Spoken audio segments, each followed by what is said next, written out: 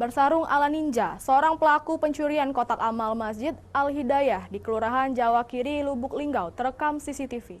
Apesnya dalam aksi pencurian ini, sang pelaku gagal membobol kotak amal masjid. Tapi tidak terbuka ya? Seperti inilah aksi seorang pelaku yang terekam pada kamera pengawas atau CCTV saat hendak melakukan pencurian kotak amal di sebuah masjid yang viral di media sosial. Aksi percobaan pencurian kotak amal ini terjadi di Masjid Al-Hidayah, Kelurahan Jawa Kiri, Kecamatan Lubuk Linggau Timur 2.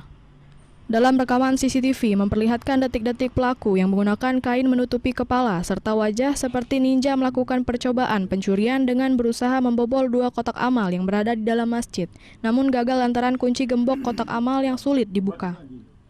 Diketahui aksi percobaan pencurian ini diperkirakan terjadi pada pukul 5 sore di mana kondisi masjid sedang sepi. Terduga pencurinya satu orang laki-laki, misalnya terlihat di CCTV dia menggunakan sarung jadi semacam ninja gitu kan. Masuk mungkin sekitar jam 17.00 sampai jam 17.15 masuk melalui pintu masjid.